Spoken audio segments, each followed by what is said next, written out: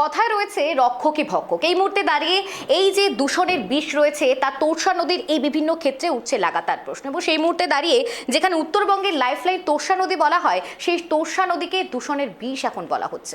দেখুন,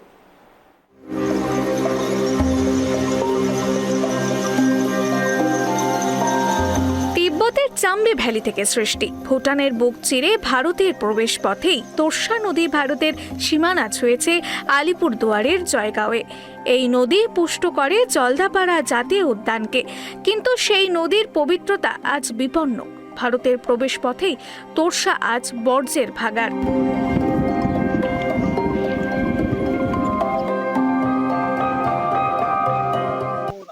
সেই প্রচন্ড গন্ধ থাকাই যায় না এখানে। কুকুর বিলাই সব বাজারে যেখানে মরে সব জড়ে টড়ে আনি এখানে ফেলাই।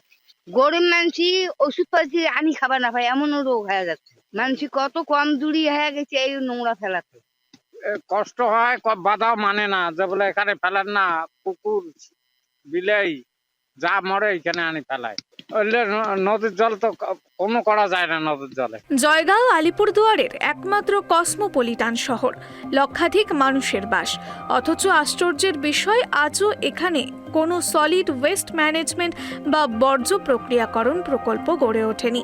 ফলে শহরের কুইন্টাল কুইন্টাল বর্জ্য সরাসরি মিশছে নদীর স্বচ্ছ সলিলে, আর এই দূষণ ছড়াচ্ছে খোদ সরকারি উদ্যোগে। जी जेडीए के थ्रू से दिए गए है हम लोग का गाड़ी, और हमारा मालिक सुधीर मुक्तन जी है, हमारा सर जी है, हमारा मालिक है। अब जगह नहीं है यहाँ पर खाली करने का, ये हम लोग तुरसा नदी में खाली करते हैं।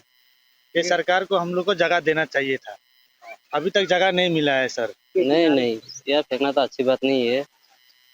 ये नदी है, गंदा मेला होता है, पर क्या करेगा, अभी जगह नहीं है, यही फेंक रहे हैं। জয়গাঁও ডেভেলপমেন্ট অথরিটি বা জেডিএ এর ওপর শহর উন্নয়নের ভার, অথচ তাদের আবর্জনা ফেলার গাড়িতে করে তোর্ষা বক্ষে বিষ ছড়ানো হচ্ছে।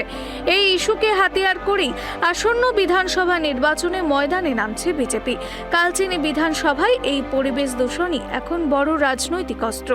ये जयगांव के लोगों को सुरक्षा के साथ साथ जयगांव को जो है एक अच्छा सुंदर शहर बनाए, उसके लिए ये जेडीए बना था। लेकिन आज दुख के साथ यह कहना पड़ रहा है कि जेडीए खुद जो है जयगांव को बर्बाद करने में तुले हुए हैं। और तुरसा नदी की अवस्था आप लोग देख रहे हैं, किस तरह से नदी को जो है एक डंपिंग ग्राउंड की तरह ये लोग ट्राई कर रहे हैं, जिससे पूरा नदी ही दूषित नहीं हो रहे हैं, पूरे क्षेत्र जो है आज दूषित प्रदूषित हो रहे हैं। দায় ছেড়ে ফেলতে কসুর করছে না কর্তৃপক্ষ। জেডিএ চেয়ারম্যান গঙ্গা প্রসাদ শর্মার দাবি, দায়ী নাকি স্বেচ্ছাসেবী সংস্থা, যদিও খুব শীঘ্রই আধুনিক বর্জ্য ব্যবস্থাপনা গড়ে তোলার আশ্বাস দিয়েছেন তিনি। এটা এনজিওস করে, এটা অ্যাকচুয়ালি জেডিএ তো এটা করে না।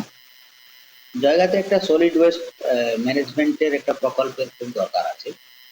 আমরা জেডিএ এর পক্ষ থেকে রাজ্য সরকারকে একটা ডিপিআর পাঠিয়েছি, খুব সম্ভবত সেটা আমরা স্যাংশন পেয়ে যাব, হয়তো ইলেকশনের পরেই আমরা সেটা পাবো। আগে একটা সলিড ওয়েস্ট ম্যানেজমেন্টের জন্য জায়গা একটা বাউন্ডারি করা ছিল, সেটা পুরোপুরি ড্যামেজ হয়ে গেছে।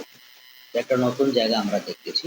আশ্বাস আর বাস্তবের দ্বন্দ্বে আপাতত দূষিত হচ্ছে তোর্ষা। প্রশাসনের সদিচ্ছার অভাবে প্রবেশের ভারসাম্য নষ্ট হওয়ায় আতঙ্কিত জয়গাঁওবাসী। আলিপুরদুয়ার থেকে অনিশা পোদ্দারের রিপোর্ট, কেটিভি বাংলা।